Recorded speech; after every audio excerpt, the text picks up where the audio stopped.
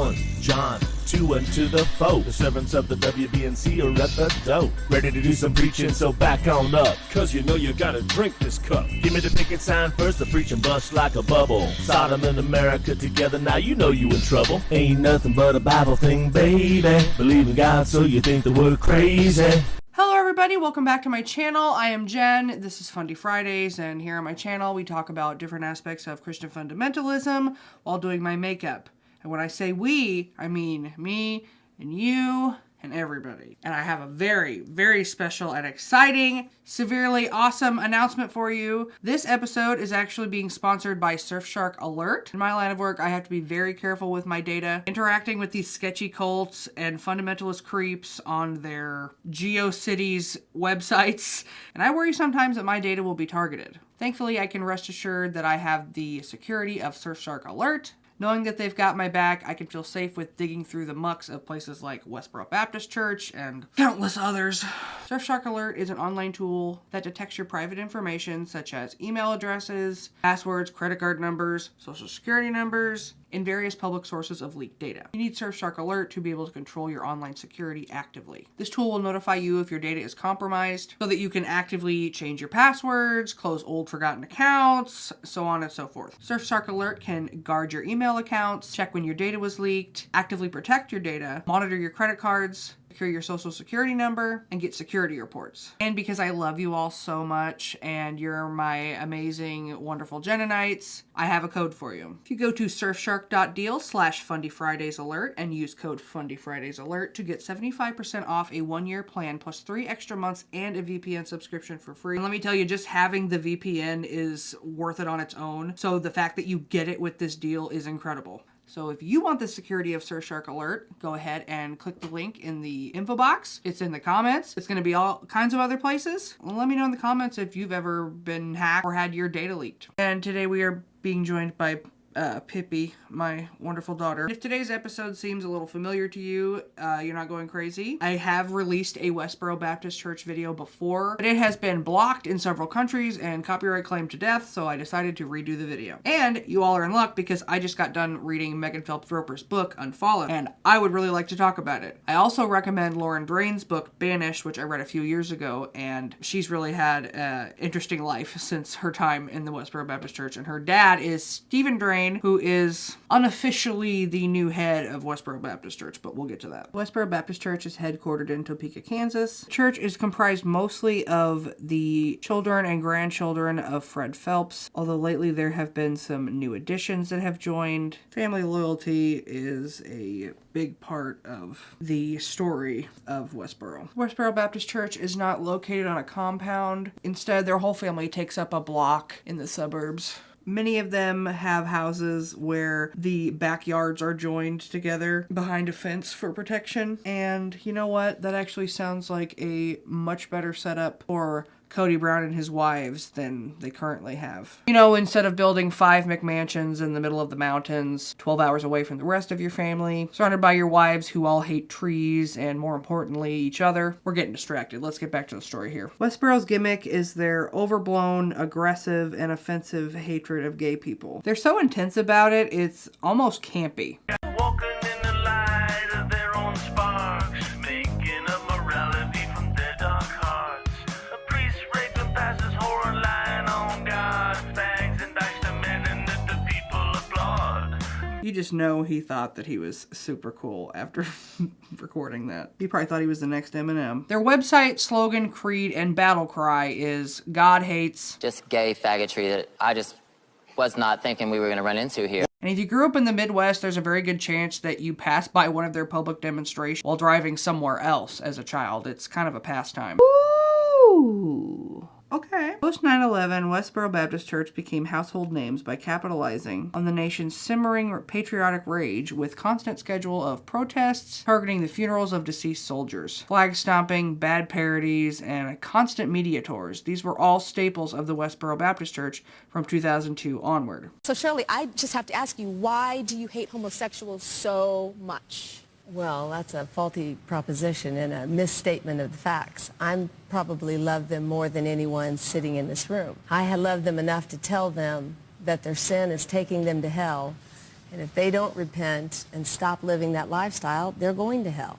So you say you love homosexuals? Well, hon, that's the only, if you're going to have a standard for love, why don't you draw on God's standard? Because that is, after all, the only standard that matters. Okay, talk about the tsunami, 9/11, and Hurricane Katrina. You said that you rejoiced and in dead it. soldiers and IEDs. Thank God for 9/11. Thank God for Katrina. Tell me why. Thank God for the tsunami.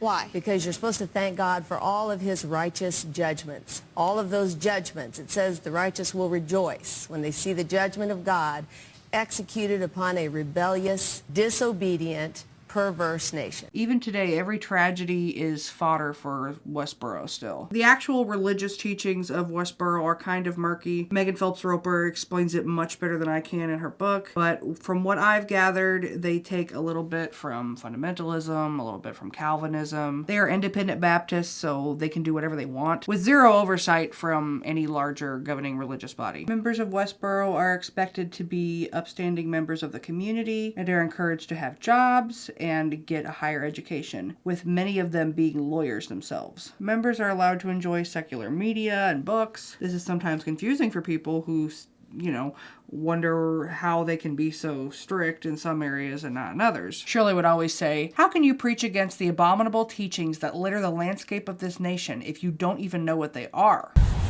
It's just a t-shirt. But I mean, Glee's quite a gay show. Exactly. If you were going to say, don't watch that show because there are a bunch of fags on there, can't listen to music, can't watch TV, can't go anywhere. Is there anything you really want to do that the grown-ups won't let you do? No, because this is how we were born. This is what we were raised. This is what we were raised I know no other way. We know no other way. I personally think they do it because they want to have their cake and eat it too, but they're still denied plenty of things. They don't celebrate Christmas or 4th of July, so following the same vein of extremism but with compromise, the girls have to dress modestly and can't cut their hair, but they are allowed to wear tank tops and shorts. At least that's how it used to be. The modesty standards have gotten a lot more drastic since Steve took over. And unlike a lot of groups I talk about on here, the Phelps kids went to public school. They did this not only so that both parents could remain working, but also so that the kids could be a living testimony. It caused a lot of cognitive dissonance, as you can probably imagine. For my part, school seemed to be an elaborate play where each of the actors, teachers, classmates, parents, pretended not to notice that we were on opposite sides of an epic spiritual battle between good and evil. It was a tenuous truce that relied heavily on the First Amendment. No matter how much they disagreed with us or how often we picketed their churches, teachers were agents of government and barred from punishing us for our religious activities. But more, it relied on mutual consent to keep up the pretense. Our shared willingness not to speak, for instance, of the 9-foot-tall picket sign that called out the citizenry as Topeka, a city of whores, at pickets after school. Westboro believes that they are God's elect, which is to say that they are the only ones truly following scripture the way it was intended to be. In her book, Megan often talks about the story of Jacob and Esau in the Bible and uses it as a comparison of Westboro versus the secular world. Westboro is God's chosen, they're good. Rest of the world, they're going to hell. You see what I'm getting at. Since Westboro thinks they're the only ones going to heaven, they see their job is to warn people about their eternal damnation. And I think Shirley puts it best here. You think our job is to win souls to Christ. All we do, by getting in their face and putting these signs in front of them and these plain words, is make what was already in their heart come out of their mouth. As for dating in the world of Westboro, well, that's not even an option. Even being alone with a member of the opposite sex can give off the appearance of sin, so it is to be avoided.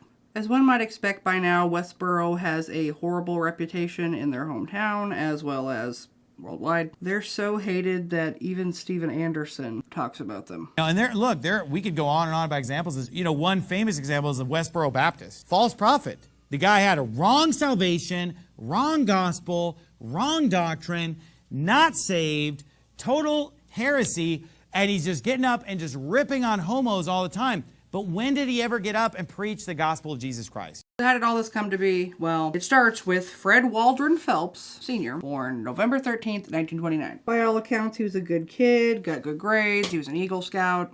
He actually turned down a spot at West Point to become a preacher. And notably, he had his religious conversion at Bob Jones University. Nothing but good things come from that college. His style of fire and brimstone preaching was actually really popular, so that explains why people liked him. And he was actually a civil rights lawyer, which surprises a lot of people. And before the gay stuff, his family was known for... Phone rang and you picked it up to have someone on the other end of that phone screaming at you. All manner of nigger lover and things like that. Fred Phelps officially formed Westboro Baptist Church in 1955. He married his wife Margie and they had 13 kids. Notably, his son Nathan has left the fold and he is an LGBTQ activist and a outspoken critic of Westboro. And on the flip side is Shirley, who until recently was the de facto spokesperson for Westboro. And if you've been paying attention to Westboro news recently, I think she's gonna crack soon.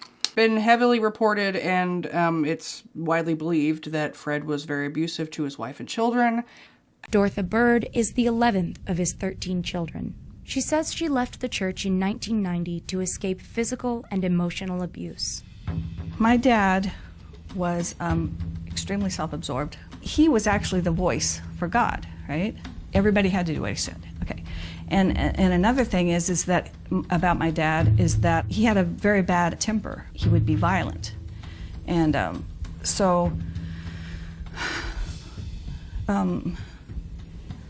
you know, you never know what was going to set him off. That violence that you read in the signs that you feel from those people who are spitting at you with their words, that came from a violent man. And this Bible has violence in it that gave this man power. Has carried over to the next generation, unfortunately. And in her book, Megan talks about her mom being abusive and just the really tense environment. 70s, Fred Phelps was actually disbarred, and there's reports of him badgering a witness and calling her a slut and all kinds of, you know, Phelpsian sayings. The story goes that the reason he started becoming obsessed with homosexuals was he was out on a run with his kids and he saw two men coming out of the bushes at a park. Phelps said that the men tried to lure his child into the bushes, which is probably not true. This became an obsession of his, and Phelps would essentially do the 90s version of trolling, and he would send faxes all over town. The kind of stuff that Westboro says. In the late 90s, Westboro found their first taste of the national spotlight when they started picketing Matthew Shepard's funeral. Matthew Shepard was a gay American student at the University of Wyoming who was beaten, tortured, and left for dead in Laramie, Wyoming. Shepard's murder brought national and international attention to hate crime legislation. There's a play about him, and it's a really big deal. Counter-protests were active at Matthew's funeral, so that was a really good thing. Everywhere that Westboro goes, it seems that there are compassionate people of all faiths who will invariably appear to counter-protest and to restore our collective faith in humanity. I think a really good example of that is the Equality House that is down the street from Westboro. In 2018, Aaron plans to take things a step further. He's working to turn the Equality House into the country's first marriage equality museum. So we get 150 visitors a day, and that was never in the playbook. When I first originally painted the house, the goal was to only be here for roughly 3 months. I thought it was going to be something that was people were only going to visit for a short period of time. But that just hasn't been the case. They just keep coming and coming and coming, and that's why we're, turning the house into a marriage equality museum to give people more of an experience once they visit here. The main focus will be like the history of marriage equality and what we've accomplished and what we still have a ways to go. Westboro picked fights with everybody and maintained beefs with the most random people, including the King of Sweden. You know what else you could be besides a fag to be in trouble with God and be included in that sign? If you're not just a fag, but what else? Swedish? Their brand has truly come to rely on maintaining relevance through this kind of active antagonism. And of course, in the information age, the way that counter-protesting looks is really different now. Following Westboro's plans to protest the funerals of the Newtown mass shooting, hackers from the group Anonymous were able to collect and publicly post the private information of several of the church's high-profile members. Am I going to hell? Well, hun, I only know what I'm hearing because you're anonymous. God knows who you are and he knows your heart. And out of your heart, your mouth is speaking. And you sound like a guy who's headed to hell. I'm just saying. In my lifetime, I've performed over 9,000 sins. So... Oh, and you keep track? What, do you have a tally sheet? But you know, back in 2012, there wasn't a lot you could do to stop a hacker from getting your info. Sometimes your information would be compromised for ages and you wouldn't even know it. But in 2021, luckily we have Surfshark Alert. Surfshark Alert is the newest online safety product in the Surfshark line. Surfshark Alert monitors your online information for improper usage and alerts you when your information may have been compromised or stolen. It can monitor your credit cards and will alert you if your number appears to be leaked online so you can protect yourself before you lose your money. Surfshark Alert can also stop identity thieves from accessing your social security number. But with Surfshark Alert, you'll be able to stop thieves before they can take advantage of your good name. Surfshark Alert allows you to add an unlimited number of accounts to ensure your whole family's digital security. So for Fred Phelps, he had 13 children, so he could protect everyone for a low price. Recently, my lovely boyfriend James has discovered that his card was compromised. I'm only laughing because the amount that the thieves took every day was $4 every single day, and it was very weird. But now that we have the good folks at Surfshark Alert helping us out, James and I are both feeling much safer and more secure about our personal data. If you use my code by going to surfshark.deal/FundieFridaysAlert, use code FundieFridaysAlert, you will get 75% off of a 1-year plan plus 3 extra months and the Surfshark VPN subscription, which is awesome. Everybody needs a VPN, and I'm not just saying that. Even if you use incognito mode, your ISP can still see what you're looking at. Use my code, it helps me out, it helps Surfshark Alert out. Everybody wins. Except for thieves trying to steal your identity, they're not gonna win. Westboro consists mostly of family members and is generally not accepted by anyone other than members of the congregation. Westboro consists mostly of family members and a few outsiders who have adhered to the very strict way of life, and as one might expect, this leads to a generally high degree of interfamilial melodrama. Researching Westboro quickly devolves into a series of overlapping sagas of which family members don't get along with each other. In this group, single adults are still treated like children. They have to ask permission for the most mundane independent tasks, such as going to the mall or the library, and that might just be a respect thing, but it falls in line with how their world operates in terms of strict, unflinching hierarchies. And it could also be considered an act of survival because the only way to remain in a Westboro Baptist property is to remain within good standing of the church. Things got much worse when Steve Drain entered the fold. Drain originally connected with Westboro while visiting as part of the process for making his documentary called Hate Mongers. However, during his visits, he got sucked into the mission and slowly weaseled his way into a position of authority over even Fred Phelps himself. There is no substantive, rational defense. I mean, the other side doesn't have a case. I mean, you're going to try to show from the Bible that it's okay to be gay, that it's okay to anally copulate your brains out. You're going to try to show from the Bible that those 12 little words no longer have any force or effect. Thou shalt not lie with mankind as with womankind, it is abomination. Those 12 little words no longer have any force or effect, and it is now okay to be gay. You got a job. Man, I don't envy you at all. There is no substantive defense. You can't substantively debate with Brother Phelps. You know what I'm telling you, Steve?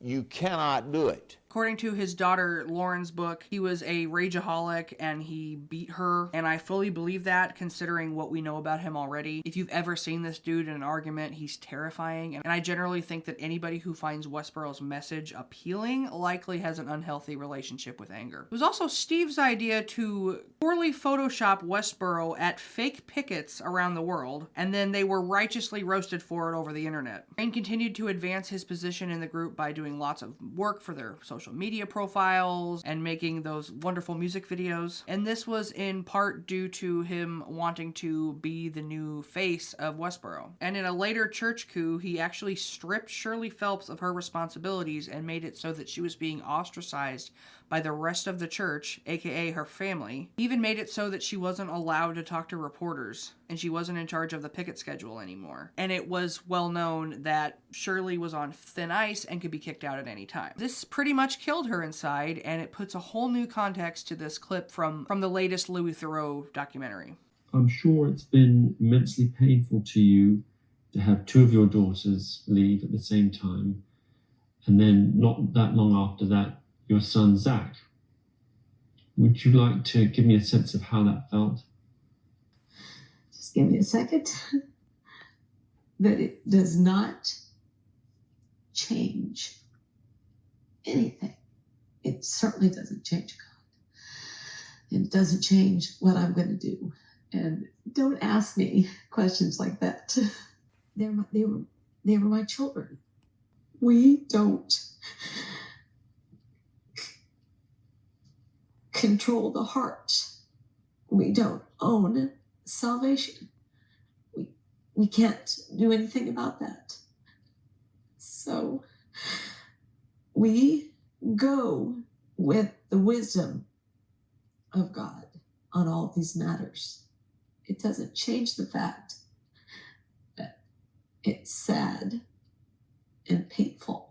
Steve made it so that all women in the church had to now refer to an adult male authority figure. Prior to this, and contrary to popular belief, they weren't that patriarchal until this leadership change, but please note that this is not praise and they still suck very hard. As Drain inserted himself more and more into a leadership role, the roles became increasingly Machiavellian, as well as the elders had stopped communicating and voting on things, which is how it had been set up from the beginning, supposedly being based on biblical rules. At this point is when modesty also increased heavily. 25-year-old Megan Phelps-Roper had to model her outfit for her 30-something brother to see if it was modest enough. Spoiler alert, it wasn't. Steve started actively targeting Megan's sister Grace as his next victim, I guess, and he would punish her by forbidding her from going to the park or the library because she enjoyed those things. It was around this time that Megan started to talk to people online, expanding her horizons and being forced to talk to people more kindly since she couldn't rely on just a string of insults like the rest of her family because of the Twitter character limit. Around this time, she also began an illicit friendship with her future husband over Words with Friends. Once Megan started questioning her beliefs, it quickly began to unravel. She started to think that maybe Westboro weren't the chosen people, and she started thinking about how the Bible contained some very uncomfortable things that she didn't agree with. She started opening up to her sister Grace about leaving, and for a while they both decided to stay because ultimately they have nothing outside of the family. They spent their whole life treating the outside world like shit. It's not like they were going to be accepted immediately. She also knew that once she left, she would never be able to speak to her family again. It's just a really terrifying thought. Another thing that happened is she started to realize that she didn't enjoy wishing death and destruction on people. There's a passage in the book where she's talking about seeing this photo essay of a starving child, and she starts crying, and her mom comes up and is like, "Oh, that's really funny, send that to me." And that was just one of the many moments that led her to start questioning her beliefs. After attempting to talk with the elders and trying to reason with them, Megan was basically forced out. She had been working on an exit plan with her sister for a while, collecting memories and photos and stuff, like just getting ready to go because they knew that this was imminent. After they were kicked out, Megan and Grace went on a road trip and reconnected with lost family. Megan is now an outspoken critic of Westboro, and not only did she write this awesome book, but she also gave a TED Talk. In my home, life was framed as an epic spiritual battle between good and evil. The good was my church and its members, and the evil was everyone else. My church's antics were such that we were constantly at odds with the world, and that reinforced our otherness on a daily basis. Make a difference between the unclean and the clean, the verse says. And so we did. From baseball games to military funerals, we trekked across the country with neon protest signs in hand to tell others exactly how unclean they were and exactly why they were headed for damnation. This was the focus of our whole lives. This was the only way for me to do good in a world that sits in Satan's lap. And like the rest of my 10 siblings, I believed what I was taught with all my heart, and I pursued Westboro's agenda with a special sort of zeal. No confusion about our positions, but the line between friend and foe was becoming blurred. We'd started to see each other as human beings, and it changed the way we spoke to one another. It took time, but eventually these conversations planted seeds of doubt in me. My friends on Twitter took the time to understand Westboro's doctrines, and in doing so, they were able to find inconsistencies I'd missed my entire life. The truth is that the care shown to me by these strangers on the internet was itself a contradiction. It was growing evidence that people on the other side were not the demons I'd been led to believe. These realizations were life-altering. Once I saw that we were not the ultimate arbiters of divine truth, but flawed human beings, I couldn't pretend otherwise. I couldn't justify our actions, especially our cruel practice of protesting funerals and celebrating human tragedy. These shifts in my perspective contributed to a larger erosion of trust in my church, and eventually it made it impossible for me to stay. In spite of overwhelming grief and terror, I left Westboro in 2012. The world had access to my past because it was all over the internet, thousands of tweets and hundreds of interviews, everything from local TV news to the Howard Stern show. But so many embraced me with open arms anyway. I wrote an apology for the harm I'd caused, but I also knew that an apology could never undo any of it. All I could do was try to build a new life and find a way somehow to repair some of the damage.